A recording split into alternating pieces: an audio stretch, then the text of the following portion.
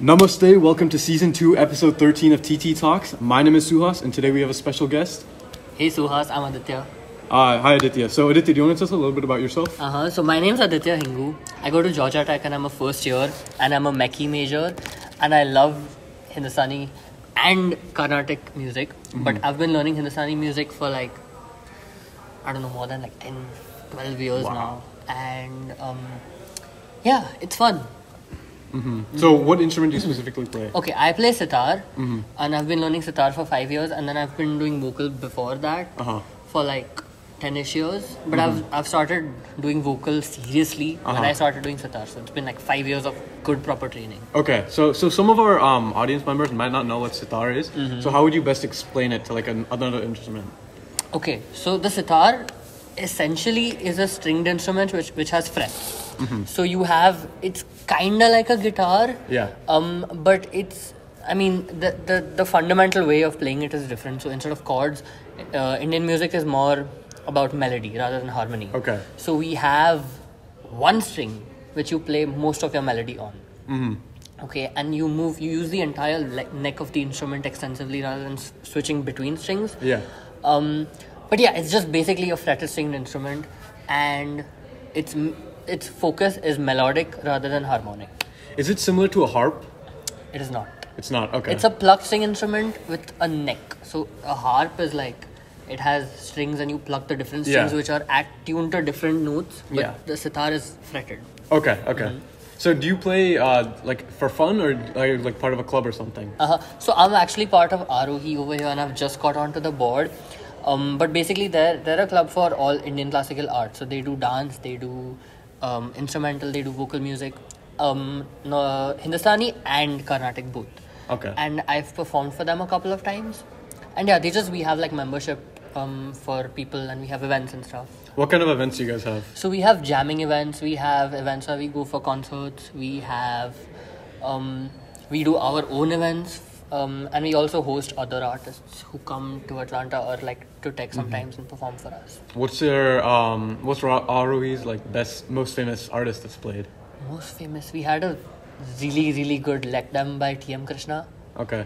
In November, I think, or end of October. It was so good. It was amazing. Yeah. Are you part of any other Indian Hindustani clubs on Tech? I am not, and as far as I know, there's no other Hindustani music clubs at Tech. Besides music. Oh, besides music. Besides music. No, I'm not. Okay. Okay, so we'll just talk more about you. So what part of India are you from? I'm from Mumbai. What languages do you speak? So I live in Mumbai, but I'm actually half Sindhi, 1/4 Gujarati, 1/8 Maharashtrian, and 1/8 Koja Muslim. But yeah, I'm basically Guju, and I live in Mumbai. Okay. Well, that's a lot. I'm trying to think of how your family tree is. Okay. Yeah. Very diverse. That is very diverse. Did you how did you pick up playing music? Was it your parents or? So actually, I honestly don't know. It just happened. I moved I lived in Hong Kong for 3-4 years, and then I came back to India when I was in 3rd grade. Oh. So I was in 3rd grade in India, and then they had music in schools. They would teach vocal music, and that was very elementary, basic, surface level stuff. And that kind of continued till 7th grade. And at the end of 7th grade, I just woke up one day. I know it sounds really theatrical, but this is how it happened. I just one day suddenly I was just I want to learn sitar. So then I was I annoyed my parents and nagged them for a solid year. Telling them, I want to learn sitar, find a teacher, find someone, I want to learn. And then I found my teacher. Okay. So I've just been with him, and I've been learning. Does anyone else in your family play any instruments? No, nobody. So it's just you the first one? Yeah. Wow, okay. Yeah. Has this always been a hobby, or did you never expect to, were you just starting off for fun at the beginning? I just started off because it was a thing in school, and I was just why not?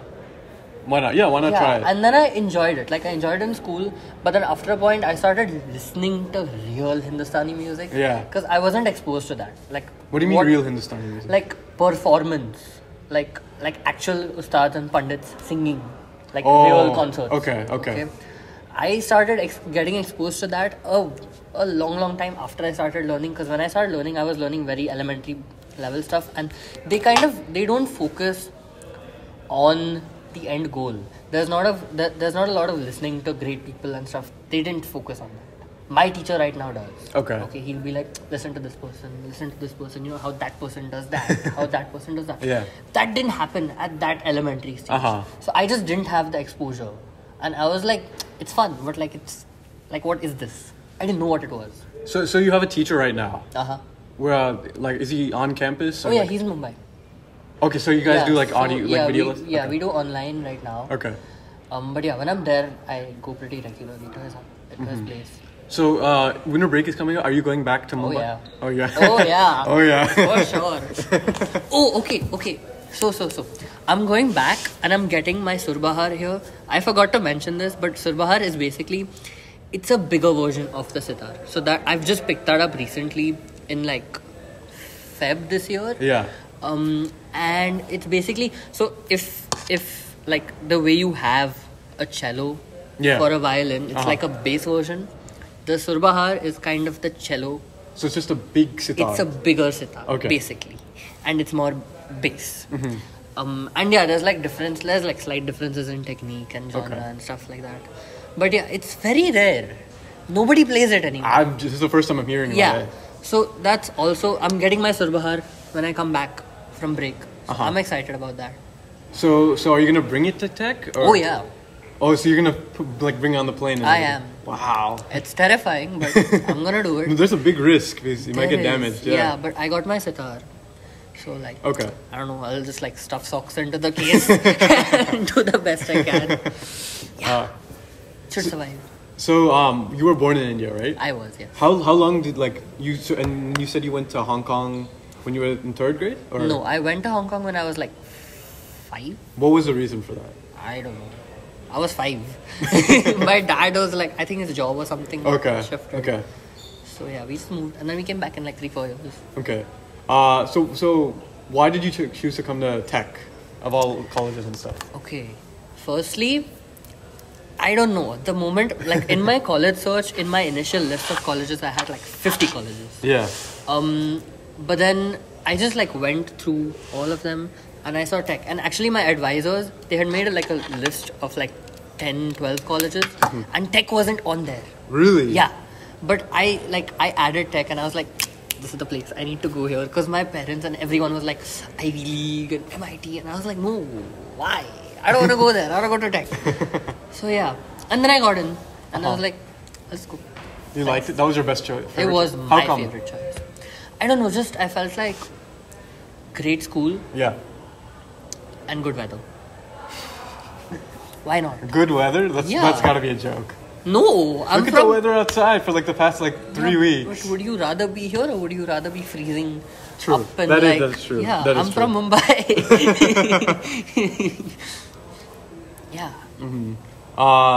Okay. So just talking about Georgia Tech. So do you think Georgia Tech has a pretty good South Asian student population? It does. It does, yeah. Yeah, it does. There's so many brown people. So many brown people. It's amazing. And do you think our culture is well represented in terms of it actually surprisingly and it's honestly kind of a shame. It's better than India. Really? Yeah, you wouldn't expect this, but it's better than India. I feel like it's not just here. I experienced the same thing when I was in Hong Kong, but every place other than India where there are Indians, there is so much more Indian culture. Because I feel like that's the way people kind of stay connected to their roots. Yeah. But there's just so much more passion, so much more representation for Indian culture anywhere outside of India. And it's kind of a shame, but it is how it is. Like my school had no organization for Indian music or Indian arts. People didn't know about anything. But then here you have ROE and you have so many other organizations. Yeah. It's amazing. No, I definitely agree with you. Yeah. You wouldn't expect it, but it's a shame, but it's great. Yeah. Oh yeah, 100%. Yeah. I think it's definitely a way people stay with their roots and their interests and hobbies and culture and stuff. So just general question. Have you been to any other cultural events on campus? I have been. So there's a few Indian ones which I've gone to. Like there's the Diwali, and then there's like the Ganesh Chaturthi, which I sang over there. But then there's also been other. You sang there? Yeah, I sang there. Oh, that's interesting. Wow. But there was also other events from other organizations. Like there was the entire midnight market, with all the Asian organizations, and I think all of the cultural organizations. What else was there? There was the VSA market thing. That was really good. What else was there? Yeah, there's so many events. Yeah. But yeah, there's it's amazing. Like you don't see that kind of diversity and that kind of the representation and I don't know, you just don't get to see that kind of depth in culture anywhere. Yeah. How did you first hear about Arohi? I went to the org fair. Yeah. So actually I had looked up Arohi when I was applying to tech. So that was a reason why? It was, every place had their own organization. Yeah. But I looked up just to make sure. Yeah. And I was like, okay, there is something. They have something. Yeah, they have something. Okay. And then so I had heard of Arohi from before, and then after that, when I came to tech, they had an org fair during Week of Welcome. Yeah. So I just went for that, and I liked it. So then I became a member, and I didn't want to go on board because I wasn't sure how much commitment it was. But now board executives? Yeah, executives. Okay. But now I'm on there. I've been invited onto board. So what else do you have to do now?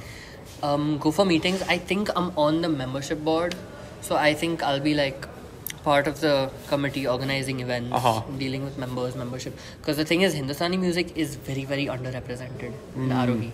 Everyone is South Indian, and everyone is a Carnatic musician or a Bharatanatyam dancer.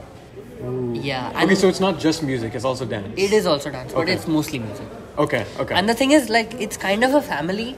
But then if everyone's South Indian and everyone knows a different type of music, then it's similar, but it's still so different. It's just I don't know, it's great. Yeah. Until you don't understand it. So have you never had exposure to it, or? No, so I have been exposed to Carnatic music, but Carnatic music is so different from Hindustani music. Yeah. You just don't, everyone knows what they're talking about. Yeah. Except for me. So you feel yeah. Okay. So it's great, and I've learned so much about Carnatic music, which has helped me with Hindustani music because it gives you a different perspective. Yeah. But the thing is, I feel like there are people Hindustani musicians on campus. I am sure about it because I have spoken to 2-3. Okay. Professional? Not professional. Oh, just people students. But the thing is, I feel like they just don't join Arohi either because maybe they're not that passionate about it, but also because Arohi very obviously is mostly Carnatic, which kind of deters Hindustani music. It didn't deter me, but it might deter other people. Okay. Which is why I feel like we need more events for Hindustani musicians. Okay. Just to kind of form a community, get to know people, because once you have that family of musicians and students who are passionate about music, you can do a lot. You can do so many things with them. Definitely. You guys can hold showcases, concerts. Yeah. Have you been to any other any professional Hindustani music concerts? I have. So there was actually up and coming. There was a concert. You were coming? Yeah. You went to Coming? Yeah, I went to Coming. I'm from Coming. I know that. Oh wow. There was a concert in I think September, which was also partially hosted by us, by Arohi, and there was Pandit Purbayan Chatterjee, Pandit Ojas Adia, and Pandit Pandit Rakesh Chaurasya. I get so confused. But yeah, there were 3 of them, and that was such a good concert. It was so good. That's good. Yeah, the sound system they had was kind of junk, but yeah, it was good. We had a bunch of musicians. It was good. It was fun. Yeah. I think the only music concerts I've been to is AP Dylan. Yeah. Exactly. Yeah. So just talking about that. So do you think that classical music people should be, because I know a lot of people are more focused on the type of DJ, I want to say quotation DJ type of music. So do you want people to be also interested in classical music as well? You will be surprised. Okay. Recently, the popularity of classical music has just exploded. Wow. I don't know how. But so many of my friends over here have had some exposure to classical music. Okay. Maybe it's because the South Indian population I interact with here is greater than in Mumbai. Because I know for a fact that South Indians, just as a part of their childhood, it's kind of just a thing to learn music and dance. And then some of them stick with it and some of them don't, which is like, that's going to happen. Yeah. But I feel like that's one of the reasons. But also, I feel like these things are coming back. Like, you know how there was the whole thing where like yoga had to go to the West to become, to after, like before it got rediscovered in India. I feel like a similar thing's happening. Like a revival? Like a revival. Okay. Because there's Indians, but there's also non-Indians who have started learning Indian classical music. It's a thing. Like my Surbahar, I bought from an American in California. Wow. Who came to Mumbai with it. Insane. That's crazy, yeah. So people of other cultures are also learning and appreciating it, which is awesome, But yeah, I feel like, I don't know, it's growing. Interest is definitely growing. That's good, yeah. Do you have any other like ways to possibly like promote it or like get more people involved? Okay, so the thing is, the best way to promote music is to have listeners. Okay? And the way to get listeners is to teach music. Because when you teach music, everyone's not going to pick it up. Yeah. But if you've not created a musician, you've definitely created a listener. Right? So when you teach music, whether or not you create a musician, you are definitely creating an audience. Yeah. And I feel like that is kind of key to get people interested into music. Because like some people, sure, you just listen to it and you enjoy it, but it's not going to become a regular thing or a part of your music choice. Yeah. It doesn't even have to be just concerts. It's just what you listen to on a regular basis. It doesn't become a part of your music choice until you actually enjoy it. And classical music is such that it's calming and peaceful and really nice. But unless you understand it, you don't get the complete like experience. Yeah. It's just like you need to understand some part of it and have exposure to it, because it's also kind of an acquired taste. Okay. Sometimes. So how, like, I'm just curious. I've never had this type of experience before. How do you start learning like Hindustani music? Like, what's the first process? Like what do they start with? Oh, they start with like vocal exercises. Because before you run, you gotta walk. So you just start off like by learning how to sing. Okay. And like later you start learning what to sing. But I feel like the whole point of learning is to get more exposure. And if you're learning but not listening to people, that's not gonna do much. Like you need to like while you're learning, you also have to listen. Yeah. Okay. Because it's about exposure. Yeah. And the thing is, Indian classical music is not written. It's an oral tradition. Like we just don't have, in the last like century, there's been developments by smart people who have made a system of writing music, but there's still so many aspects of music which you just can't write. So like traditional Indian music, it doesn't have like sheets? There's no sheet music? There's no sheet music. Okay. It doesn't exist. It's not wow. Okay. So I don't know about Carnatic music, but Hindustani music is mostly improvised. Like 95% of what you present is improvised. So if you're gonna like, if let's say this one guy is playing at a concert, so that's completely like almost 90%. Most of it, yeah. So there's a set composition, and then you kind of decorate the composition with improvisations. So you kind of present the composition, and then you like add something on the fly? Yeah, basically. So what do they rehearse before? The composition? Yeah, composition. They do exercises for whatever they're playing or singing. So like warm your throat up. It's a lot of... Because the thing is, it's improvised. So there's a thought, right, which needs to be transferred from your head to the audience. Yeah. And the medium of that is either your voice or your instrument. Okay? So for the thought to go from your head to the audience... Your voice or your instrument has to be under your control. Okay? You need to know, like, that for that thought to get transferred, your voice or the instrument has to be in, like, you need to know how to use it. Right? Does that make sense? Like, if I have an idea and I want it... But that has to be almost instantaneous. That's the thing. That's what practice is about. That's what you practice. Okay. Because as soon as if you want to make one change to the composition, you have to immediately be able to. Exactly. It's like a sport. Yeah. It's like a sport. So someone's yeah. It's not rehearsed. Yeah. A sport is not rehearsed. You don't know what's gonna happen. Yeah. But then you practice for it. Ooh. Okay. Which makes it makes your reflexes faster. It makes you able to do more things. So better. why do they do that instead of rehearsing like an already edited version of the composition? Because the whole point is it's not edited. It's just the art of the artist is in the improvisation. Oh, okay. So that's what people are interested in. That's what people are interested in. That's what's there to understand. It's Mm. enjoyable either way. But Yeah. if you understand it, you'll be like, wow. Like, what an idea. What a thought. Wow. Okay. So you can you're able to distinguish musicians based on how Yeah. they're able to improvise. Yeah.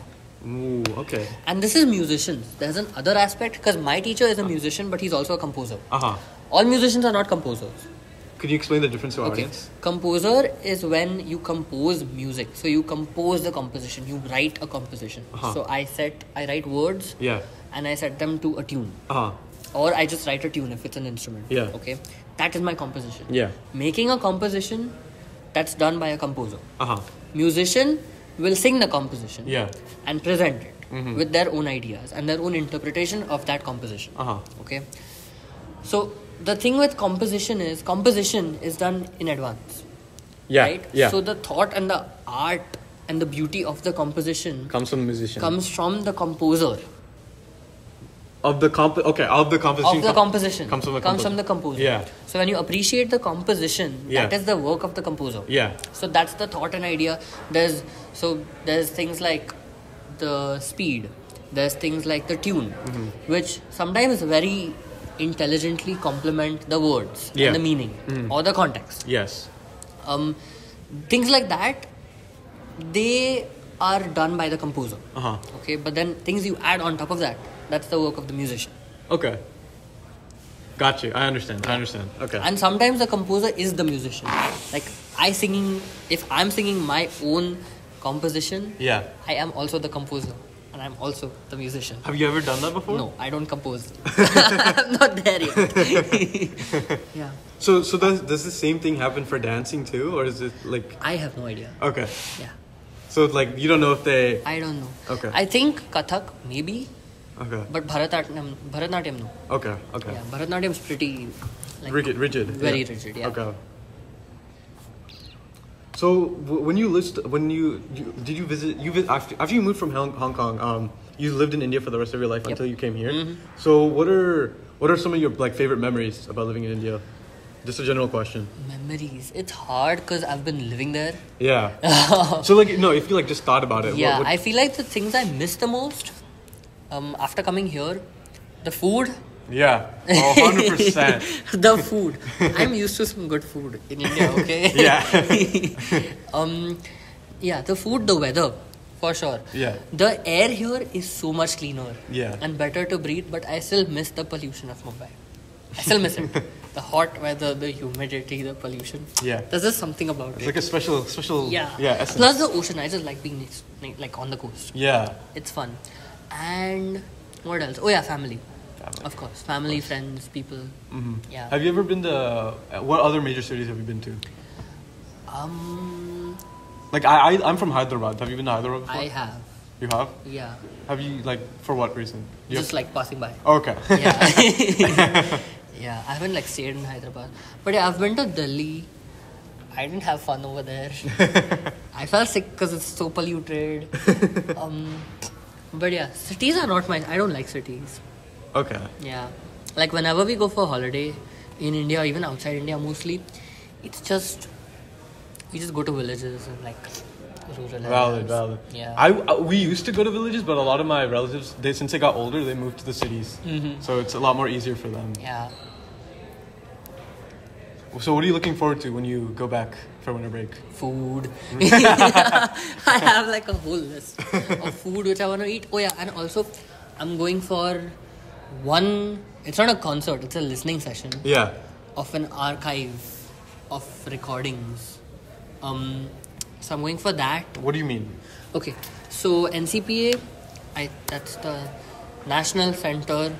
Okay.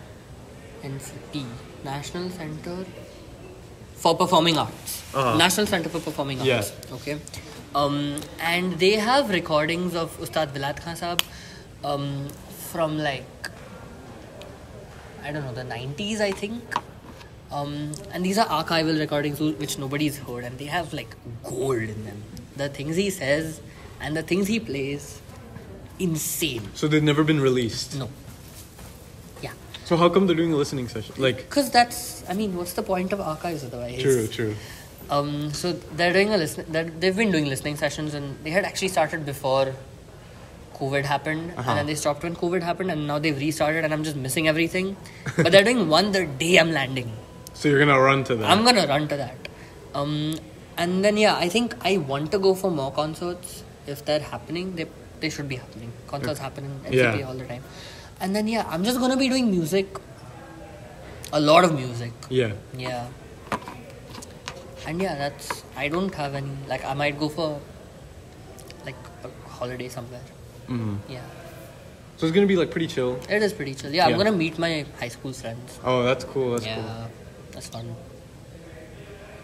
How's your Georgia Tech experience so far? It's great. Really? It's amazing. It's not what I expected. Yeah. But in a good way.